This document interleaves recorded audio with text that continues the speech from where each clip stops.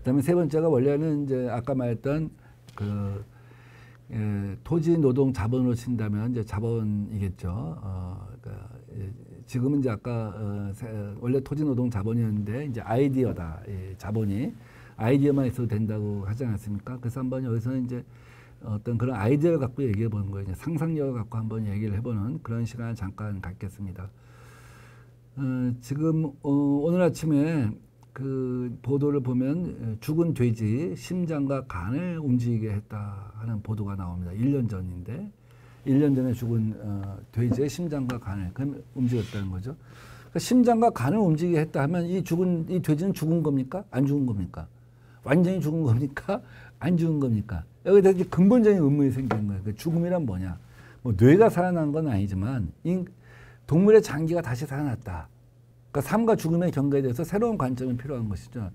지금은 그렇게 많지 않지만 이제 앞으로 인공장기가 이제 하나씩 실험을 하고 있어요. 실험이 되고 있습니다. 돼지 장기도 이제 사람의 장기에다 옮겨갖고 작동한 걸 봤고, 그것뿐만 아니라 그런 인공장기들, 뭐 동물의 장기뿐만 아니라 아예 그 제조한 장기들도 이제 작동이 가능한 그런 실험들 갖다 많이 하는 시대가 왔습니다. 그럼 이건 인간입니까? 아닙니까? 인간의 장기가 어디까지 자기 것이어야지만 인간입니까? 어디까지 대체되면 인간이 아닌 겁니까? 또 사람의 수명은 어디까지일까요? 지금 이미 100세 사이라고 하잖아요. 그러니까 여러분들은 아마 120세 정도까지 사는 그런 시대가 올 겁니다. 근데 120세까지 사는 시대에 우리 얼마 전에 우리나라에서 만든 영화에서 보듯이 이제 우주 쓰레기를 청소하는 사람이 있는가 하면 우주 시대에도 거기에서도 이제 상위 계급이 있지 않습니까? 그런 것처럼 포스트 휴먼 시대에 되면 장기를 통째로 바꿔서 몇백 년 사는 그런 사람들이 올지도 몰라요. 그런 거에 대한 실제로 많은 노력들 같은 것들이 있는 것이죠.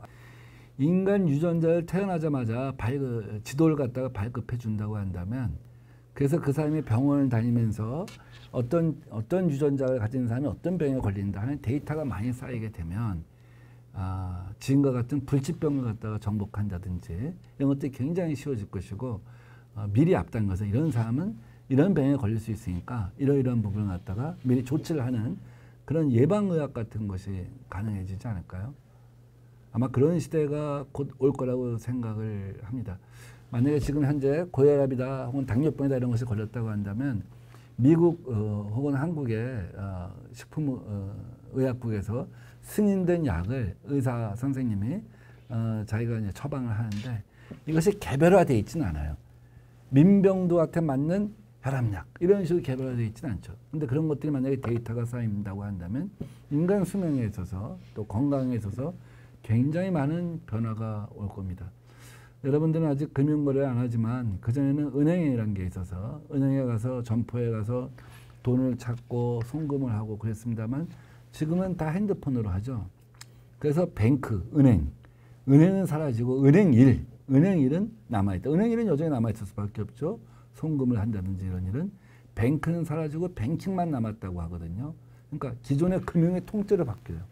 똑같이 내 손 안에 병원인 시대가 오죠. 물론 병원에 가서 수술도 하고 치료도 받아야 되지만 평상시에 내 건강에 관한 모든 것을 갖다가 볼 수 있는 시대가 오겠죠.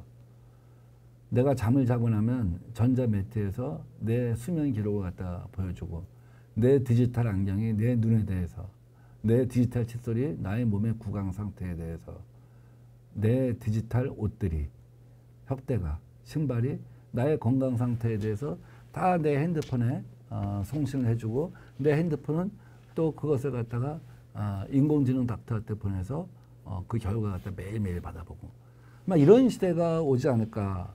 굉장히 많은 부분에 있어서 이제 인공지능이 이제 지금 방금 말씀드린 것처럼 결국 마지막에 이런 것들은 인공지능 이런 걸 통해서 이제 그걸 누가 더 잘 제공해 줄 수 있냐 하는 것이죠.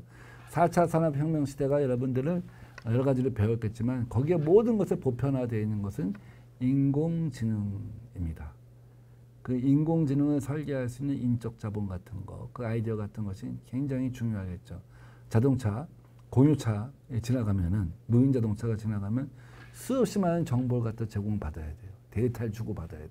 그 데이터를 주고받기 때문에 반도체가 많이 드는 것이고 전기 소모량이 많이 들어가는 것이고 그런 과정에서 그 인공지능이 있어야지만 모든 상황에 대비할 수 있는 것이죠. 스마트 시티라고 하죠. 스마트 홈. 집에 가기 전에 내가 알아서 집에다가 온도를 갖다 미리 조정해 놓는다든지 반찬을 갖다 미리 끓여 놓는다든지 이런 모든 것도 사실은 다 인공지능에 연결된 것이죠. 인공지능이 이제 그 보편적인 것인데 그 인공지능이 그 보편적인 인공지능에 이제 경쟁에 있어서 과연 어떤 나라가 앞서가느냐, 어떤 나라가 더 많은 인적 자원을 갖고 있느냐, 더 많은 아이디어를 갖고 있느냐, 뭐 이런 것들이 이제 경쟁의 시대가 오지 않겠느냐 하는 생각을 갖다가 하게 됩니다. 우리나라가 지금은 이제 세계 4대 제조업 강대국이라고 합니다. 그 식민지를 경험한 나라 중에서 유일하게 이제 선진국으로 도약했다라는 유엔의 공식적인 분류가 있었습니다. 굉장히 그 자부심이 생긴 일이죠. 아일랜드가 영국의 800년 식민지를 경험했어요. 그 영국의 노벨문학상 받은 사람들 다수가 이치랄지 이런 사람들은 아일랜드 사람입니다. 근데 아일랜드가 2003년도에 1인당 국민소득이 1인당 GDP가 영국을 추월했어요. 어마어마한 사건이죠. 800년 식민지였는데 그래서 밀레니엄 기념탑을 세웠습니다. 그걸 기념해서 지금은 1인당 국민소득이 영국 같은 경우 영국보다 1만 달러가 더 많아요. 아일랜드가. 우리나라는 지금 내년이나 내후년 정도 되면 1인당 국민소득이 일본을 추월할 걸로 이제 예상을 합니다. 박정희 대통령이 보이죠. 1960년대 후반에 우리나라 1인당 국민소득은 뭐 100달러 정도였어요. 그때 우리나라의 주력 산업은 가발하고 신발, 옷이었습니다. 이제 가발은 뭐냐면 이제 누나 어머니들이 머리를 깎아갖고 그 머리를 자르면 이제 그걸 갖다가 이제 미국 가발로 만들어서 미국 같은 나라에 수출하는 것이죠. 뭐 정말 초보 단계 산업이죠. 그다음에 신발 공장, 아까 뭐 나이키 같은 거 이제 그런 신발 공장 이제 우리나라가 경공 가장 낮은 단계 산업이었죠. 옷 같은 거 만든 거. 지금 이제 그 다 다른 나라로 이전을 했죠. 더 우리보다 노동력이 임금이 싼 나라로 이동을 했는데 그때 이제 박정희 대통령 때 우리나라를 세계 제조업 강대국으로 만들겠다. 중화공업 국가로 만들겠다.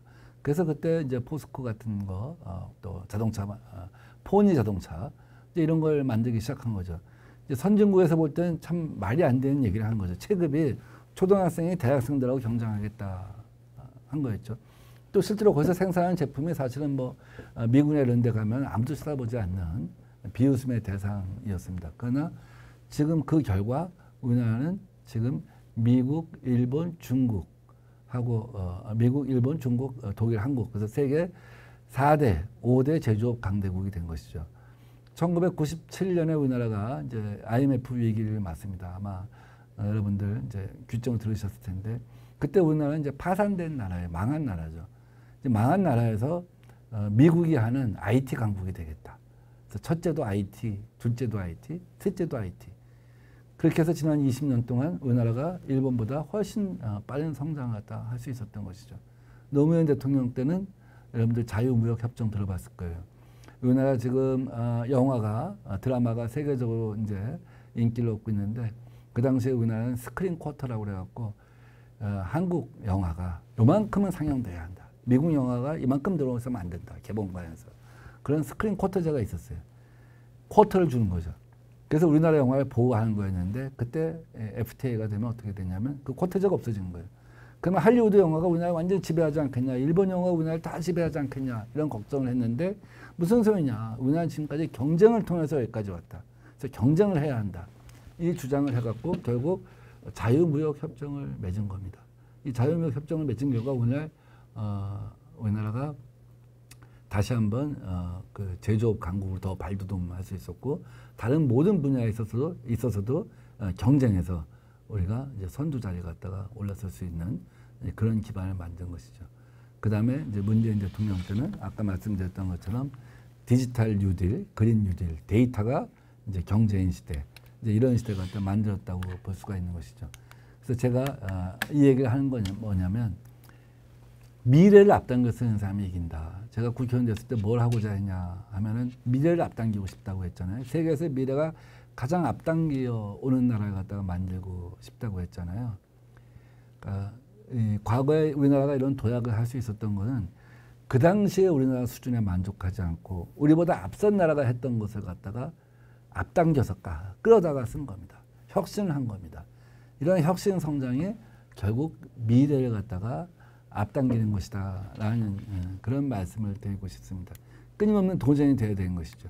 근데 지금까지는 이러이러한 도전에 우리가 응전을 잘 해왔는데 지금 이제 4차 산업혁명 시대, 이제 AI 이런 것들은 누구나 새로 출발하는 거예요.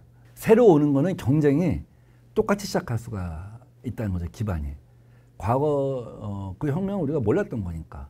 1차 산업혁명, 2차 산업혁명은 100년, 200년 뒤졌지만 이제는 다 오픈된 거니까 사실 그 경쟁은 출발선은 다 같다고 할 수 있어요. 그래서 지금 중국하고 미국하고 경쟁하는 데 있어서도 중국이 지금 1차, 2차, 3차 산업혁명은 뒤졌지만 4차 산업혁명에서는 앞서겠다고 하고 그래서 2025년도에 제조업에 있어서는 미국하고 어깨를 겨누는 나라가 되고 2050년도에는 단독으로 세계에서 G1 최고 국가가 되겠다라고 하는 목표를 세울 수 있는 것도 새로운 경쟁은 새로운 출발선에서 하기 때문에 그런 겁니다. 근데 우리가 이제 데이터 경제, 지난 정부의 데이터 경제를 얘기하고 또 그린 경제, 그린 뉴딜을 갖다 얘기하고 그 스타트를 걸었지만 다른 나라라고 그러면 가만히 있습니까? 말레이시아, 인도네시아 이런 나라도 사실은 이제는 출발선이 같아진 것이죠. 그래서 과거에 우리가 혁신 성장을 미래에 앞당겨서 혁신 성장을 했던 것처럼 지금 우리도 여기서 멈추지 않고 더 가야 한다 하는 말씀을 드리고 싶습니다. 뭐 여러분들 G7 다 알 거예요. 세계 이제 일본을 포함하여 세계에서 가장 경제적으로 부강한 나라죠. 근데 G7 갖고는 세계 경제를 움직일 수가 없다 보니까 이제 G20 이런 개념이 생겼죠. 이 G20에는 이제 이머징 세븐이라고 하는 나라 있지 않습니까?